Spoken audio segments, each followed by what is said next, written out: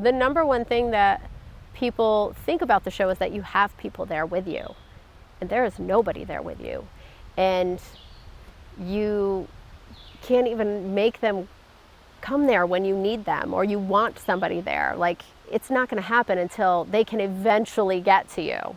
So like when that realization sets in that nobody's even coming, like, you know, like nobody's just going to swing by for a visit. It's not going to happen. I think that's a hard second. That's a hard realization. But that's the thing, that people think that you're not alone, but you are in fact alone. My name is Rosanna Moore, and I was on season 8 of Alone on the History Channel. This season was a little bit different than most seasons because of COVID. We had to have a quarantine period. So we were there over a month before we were even dropped. So when we first got there, we go into quarantine. We do quite a few COVID tests. And then we leave quarantine, we go to orientation. Orientation is where we can interact with each other a little bit more. We did a bear safety training, and we do a lot of camera training.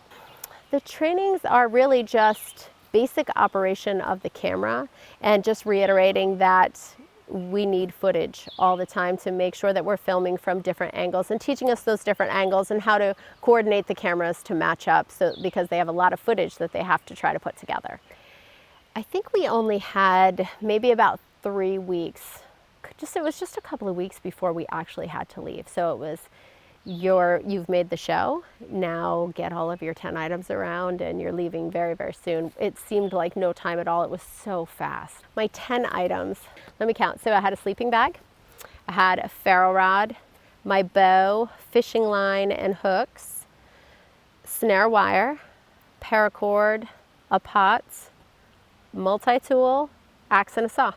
I wanted to make sure that everything that I took had multiple uses, so that if I took an axe, it wasn't just for chopping down a tree, that maybe I could use the axe to whittle something or, you know, make it smaller. So the multi-tool, multiple purposes. The snare wire, I could use that for snaring. I could also use that to secure my logs together. So it was a difficult decision to make.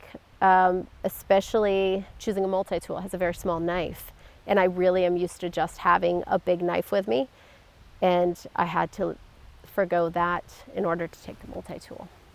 Would you have changed any of your 10 items? I would, yes. I would not have taken an axe. I would have probably taken my larger knife. I didn't go with a large saw because I'm smaller than the men, so I also need to think about energy. I'm pretty stubborn, and sometimes afterwards I kick myself for that. The rations, I think that most people advise me to take rations, but I wanted to know if I could do it from just the most basic level, and I just got that in my head, and I just wasn't gonna forgo for any reason. So I was adamant that I was not taking rations. You don't know where they're dropping you. It's kind of a blind drop. And it's early morning, and it was super smoky from the wildfires, so you really had no idea what direction you were going. You were doing different things to try to like maybe count how far it would be, but there was no hope. I had a plan, and it was to make sure that I found, you know, suitable drinking water, or had suitable drinking water. I mean, we were on a lake, so you know, there's plenty of water. Finding water is not the issue, but, you know, starting a fire and making sure that I had that water. I don't know if they've talked about the order of drop yet, so I won't go into that, but you only have a certain amount of time in your day. Really, that comes down to the order that you're dropped in. And so you want to make sure that you get yourself a place that you're going to sleep that night, and you have clean drinking water, so that's priority. So those were the things that I wanted to focus on when I got there. I did okay with accomplishing those two things, but I did them a little bit later than I wanted to, because they say that there's this thing called drop shock that can happen to you when the boat pulls away, and it's pretty crazy. It's a crazy feeling.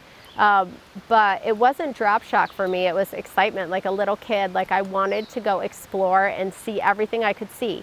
So I started to do that, and then I had to rein myself back in and just focus. because it was exciting. Like, you're dropped off in this amazing place and you want to see what all is there, but you have to do it in order of importance. The tap out button is just a little button on, it's like a GPS locator, because we have geofences and we can't go out of our area, so we don't cross paths with anyone else. So the tap out button alerts them and lets them know that you may be in danger, or that you need somebody, or that you're tapping out. So so in a moment of panic, maybe you're scared, maybe you've seen a grizzly bear, and you make that choice to hit that button, you can never take that back.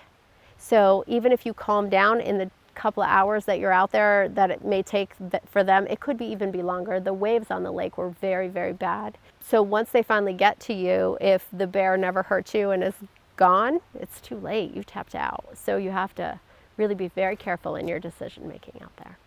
I think that there are those moments that you feel defeated, and when you want to start a fire because you need water and you need food and you can't get your fire started, and then you maybe burn through the little bit of dry material that you have, and now you have to walk all the way back to your shelter to get more, or you've used it all, and now you have to find a different way. There are those moments that you just feel defeated, but you have to pick yourself up and do it anyways. You have to survive anyways. I think for some people it might be a little bit more difficult because they know that there's that out. You have that tap out button. So I think that also plays into the mental side of things. Like, are you mentally strong enough when you feel so defeated to not hit that button? I have not seen anything of myself until it hits television. We have no idea what footage. And when you're out there, you film a lot of really cool things. So there are a lot of things that I'm hoping that you guys get to see, but it's really up to them. So I have no idea, and I have forgotten a lot of the stuff that I went through until I see it on television. At UPMC, we're pioneering new ways to treat cancer, and we're working to prevent it. We're advancing new technology to look more closely at disease and helping you breathe easier. We perform the world's first heart-liver transplant, and we're experts at keeping your heart beating strong. We're a global team of more than 90,000, advancing care everywhere and delivering it closer to you. UPMC, life-changing medicine.